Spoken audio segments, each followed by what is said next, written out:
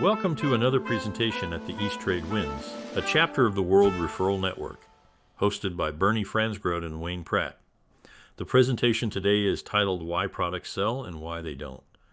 Our guest is Richard Scott from Procubate. Meet Richard Scott, the brain behind Procubate, a dynamic business accelerator transforming ideas into gold for small and medium-sized businesses, solopreneurs, and budding entrepreneurs. As a neuroscience student, NLP trainer, and seasoned board-level consultant, Richard has a knack for crafting products that virtually sell themselves. With a rich history of launching successful products across a spectrum of industries from corporate giants to solopreneurs, Richard's expertise is unmatched. At Procubate, he conducts in-depth product auditing workshops and engaging group sessions that dissect and reconstitute products and services, making them irresistible in the marketplace. Dive into the world of effective product strategy with Richard and turn your business concepts into compelling realities. Whether you're a budding entrepreneur or an established business owner, Richard's insights can help elevate your business to new heights. If you're on gallery view like I am right now, you probably can't read some of the small print, but that's one of the things in life, isn't it? We don't get to read the small print, do we? I've come to tell you a little bit about why products sell, or to be more particular in the small print, why they don't. And I'm going to start with a little slide saying, who am I? And the answer to that is, what do you really care? At the end of the day, when we meet people, we don't necessarily focus on who they are and want to really get to know them. We want to know how they fit into our lives. I'm sure if we get a chance to chat, we can always fill in some of those gaps. But right now, let's just focus on why products sell and why they don't. Most people's products are insert emoji. They're not really great, are they? Okay. As much as people will go on about their products and services and they're going to go, yes, it can do this and it can do that, most people's products are not compelling at all. They're often far too complicated to understand. They don't offer really great value. And there's no clear return on investment in terms of the time or finances that you get back from investing in a product. So always ask that question, can your product be lived without? And the answer is always yes, yes, yes. There's always an alternative, even if the alternative is nothing. So it's not about trying to force feed the public either and trying to promote your product by force, because the more effort you put in, it doesn't always equal more results. So instead, why are products compelling? What makes something compelling? And the answer to that is a very long list. But if your product isn't so compelling, who's really going to care about it? But imagine that your product was so compelling that whoever heard about it became an immediate advocate. Imagine them convincing themselves how much they needed it. Wouldn't that make sales and marketing so much easier?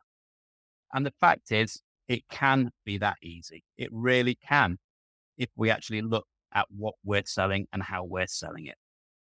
So, is what you're offering compelling? Let's just ask that simple question.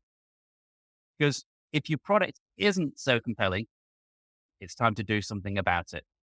That doesn't necessarily mean changing the product. It could just mean changing the way that the product is delivered, the way that it's pitched, the way that it's actually marketed to the general public or to the audience that you have in mind, or finding a different audience entirely. So what products are compelling? There are a gazillion different products that are out there that are extremely compelling that we all know and love. But what makes them compelling? So let me start very quickly with this first little example. Years and years ago, I had one of those devices that you see on the left, the Palm Pilot, but it had a stylus. It was clunky. When it ran out of batteries, it had to reset and lost half your data. It wasn't reliable, but you could actually write things electronically, which meant you didn't have to carry lots and lots of paper. But as a backup, we all kept lots of paper.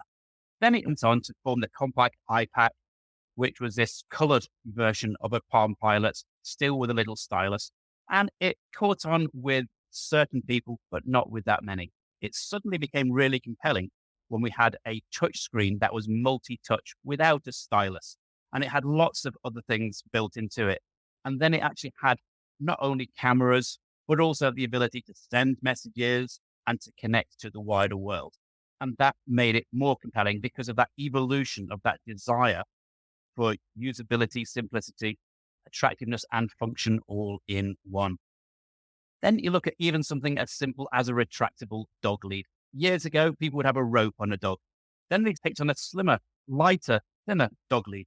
And then they picked on the retractable dog lead so that you can set your own length. You can adjust it. You can lock it. You can unlock it. You don't have to keep an eye on it. You don't have to trip over your own dog lead if you've got a long dog lead.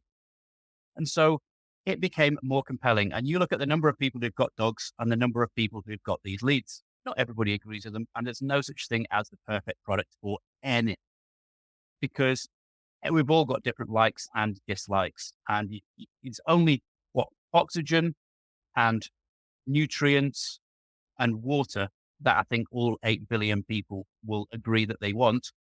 But everything else, it's hit and miss. And then you'd look at, let's say, one of my businesses with the Aurora smart tags. You went from the old dog tags in the First World War to medical ID bracelets, to then our products, which are medical ID wearables, which can be read by a smartphone with all of the information, alerting, and everything all built into them to make them more and more compelling. Natural evolution with all products, whether it's a one-day workshop where you, rather than being trained and learning lots of books, instead you can get it done in a day. Or you can look at something simple as car servicing. And what does that do? You pay lots of money, not always a very happy thing to do, but you've actually got more reliability and you've got more confidence that you're going to get from A to B without actually ending up by the side of the road. There's so many products that are compelling. Pharmaceuticals, they're compelling because it can turn you from pain to pleasure. Doesn't matter what it is, everything has a benefit that will make it more and more compelling that you need to identify. And so there's lots and lots of examples, and I could keep on going. But the question that I've got is, your products, are they compelling? Do they have that je ne sais quoi? Do they have that special thing that makes them really compelling? Power banks.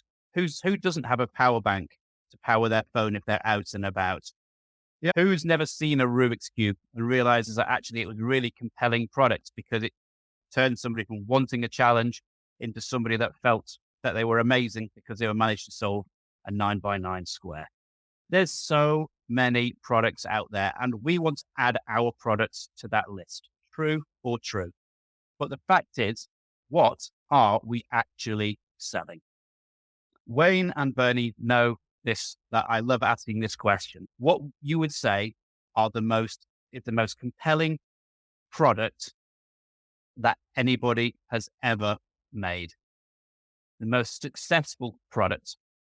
And how is compelling defined? It's defined, in my opinion, as something that pulls you in like a magnet, that you just have to know more. You have to find out more. You have to buy it. Something that you will find a place in your life for, even if you've never had a place before. I would say that the most successful products ever are cold, hard drugs. Why? Not because I want to take them. No, because I don't, and I've never taken them before, and I never plan to. But cold, hard drugs, what do they actually give you? Apart from giving you, like, lose your teeth, lose your family, and lose all the other things in your life, what's the only upside that somebody could claim from a drug? And the short answer is an emotion. That's what people are buying.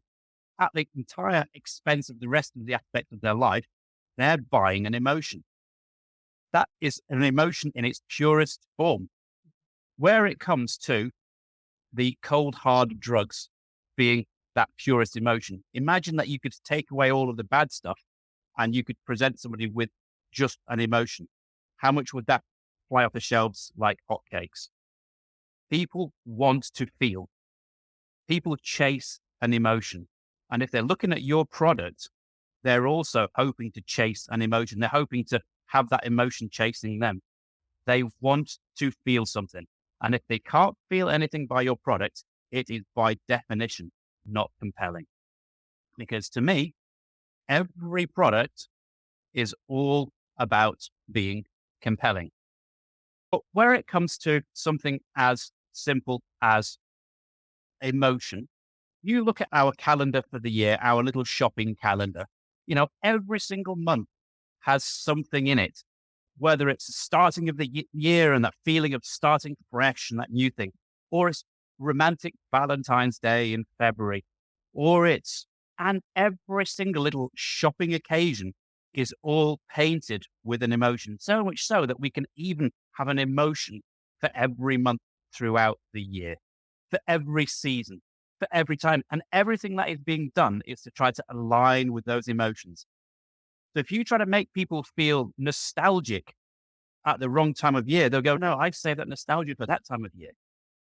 And so as a result of having this emotion calendar that's out there, which is just a proof that actually that's what people are trying to do to encourage shopping to happen, we've got to look at what emotion our products actually create.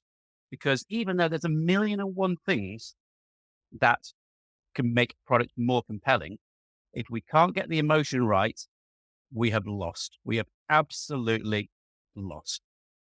And so if you can think about your product, what emotion do you want your prospects to associate with it?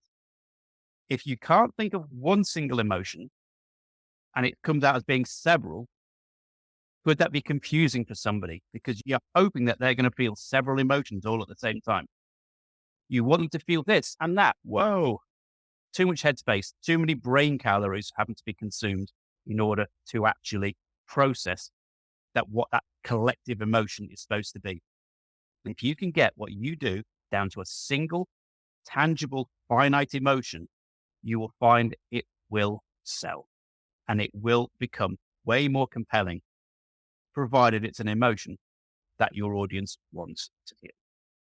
Simple as that. What do I do? I'm going to give a quick couple of minutes at most on what I do.